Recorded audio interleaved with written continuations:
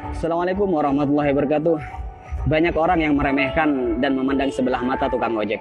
Tapi saya santai saja, karena hidup ini memang tidak pernah lepas dari komentar orang lain. Karena menurut saya, apapun pekerjaan dan profesi kita di dunia ini adalah mulia selama pekerjaan itu halal, dan termasuk sebagai tukang ojek. Menurut saya, ojek adalah pekerjaan yang membuat kita menjadi lebih tenang, santai, bebas, dan leluasa. Karena pekerjaan ini bisa mengatur waktu kita sendiri dan bukan kita yang diatur-atur. Ada yang mengatakan hidupnya kurang beruntung karena jadi tukang ojek. Justru menurut saya, jadi tukang ojek adalah keberuntungan yang luar biasa. Karena profesi ini mampu memanage waktu kita sendiri, terutama waktu untuk beribadah kepada Allah Subhanahu wa Ta'ala. Ketika menjelang waktu sholat, kita bisa mematikan aplikasi dulu untuk menjalankan kewajiban sholat tepat waktu dan bahkan berjamaah di masjid. Kalau pekerjaan yang lain, saya rasa belum tentu bisa. Tak mengapa kita dipandang hina oleh makhluk. Yang terpenting tidak hina menurut pandangan Allah Subhanahu wa Ta'ala. Intinya tak perlu mendengarkan apa kata orang selama profesi yang kita geluti tidak keluar dari yang namanya koridor syariat. Syukuri seperti apapun keadaan dan kondisi kita, dan jangan selalu membandingkan dengan hidup orang lain agar kita tidak menjadi orang yang kufur nikmat. Dan yang perlu diingat, apapun profesi kita tetap harus Allah yang dijadikan prioritas dan tujuan utama. Karena Allah menciptakan kita, wa ma khalaqtul jinna wal insa illa liya'budun. Tidaklah aku menciptakan jin dan manusia semata-mata hanya untuk beribadah kepadaku. Maka apapun status kita, apapun profesi kita dan pekerjaan kita, dan apapun peran kita dalam hidup, niatkan semuanya untuk ibadah kepada Allah Subhanahu wa Ta'ala. Ada sedikit motivasi dari saya, semoga bermanfaat. Bismillahirrahmanirrahim. Banyak orang kaya gelisah dengan kekayaannya dan hitung-hitungan dalam bersedekah, bahkan bersifat pelit dan kikir. Banyak artis bercerai padahal pasangannya sempurna, kaya, ganteng dan cantik. Banyak pejabat korupsi, padahal puluhan juta gaji dari jabatannya. Banyak polisi yang tak mengayomi, tapi malah memeras rakyat. Ada yang mengatasnamakan perjuangan, malah menilap dana bos. Banyak pembisnis sukses, tapi tidak jujur. Banyak yang masih bergelut dengan riba, hanya untuk gaya hidup. Ada yang menguasai banyak ilmu agama, tapi gemar bermaksiat dan tak mengamalkan ilmunya. Ada yang gemar berdakwah, tapi tak mampu mendakwahi dirinya sendiri.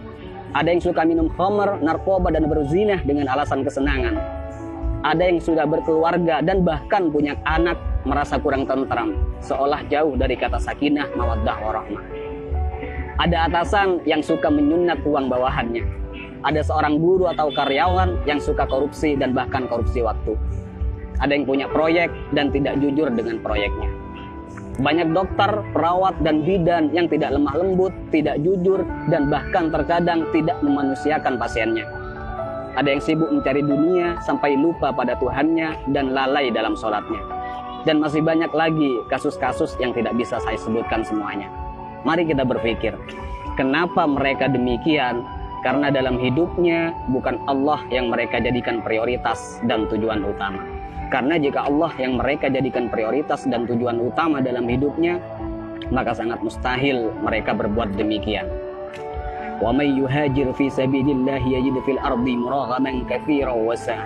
Ayo kita berhijrah. Karena ketika kita berhijrah dan lalu Allah kita jadikan prioritas dan tujuan utama dalam hidup, maka Allah akan meluaskan rezeki dan kelapangan hati untuk kita. Dan ketika hati kita sudah lapang dan luas, maka sebanyak apapun persoalan yang kita hadapi dan sebesar apapun masalah yang menimpa kita akan tetap tenang menyikapinya. Karena hati kita lebih lapang dan lebih luas dari masalah yang kita hadapi. Tapi jika dalam hidup bukan Allah yang kita jadikan tujuan utama, maka hati kita akan sempit. Jadi sebanyak apapun harta kita, setinggi apapun pangkat dan popularitas kita, semua malah tak akan henti menggelisahkan dan bahkan membingungkan. Karena hati yang sempit tak akan pernah merasa cukup dan bahkan akan menjadikan kita sebagai budak dunia yang tak akan pernah ada puasnya. Jadi sekali lagi buat teman-teman, tak usah malu apapun profesi dan pekerjaan kita. Selama itu halal, semua adalah pekerjaan yang mulia.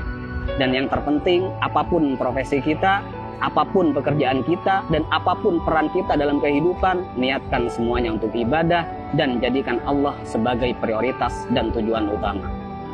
Dan jika kita galau, gelisah, sedih, gundah gulana, hati tidak tenang, maka perlu kita cek. Pasti ada kesalahan dan maksiat yang kita lakukan. Dan sudah pasti kita meletakkan dunia di atas Tuhan. Dan juga saya pastikan hubungan kita dan Allah sudah tak lagi mesra. Jadi kesimpulannya, tolak ukur ketenangan dan kebahagiaan bukanlah kekayaan, bukan jabatan, dan bukan popularitas. Tapi tolak ukur ketenangan dan kebahagiaan adalah tergantung di mana letak Allah di hati kita. Assalamualaikum warahmatullahi wabarakatuh.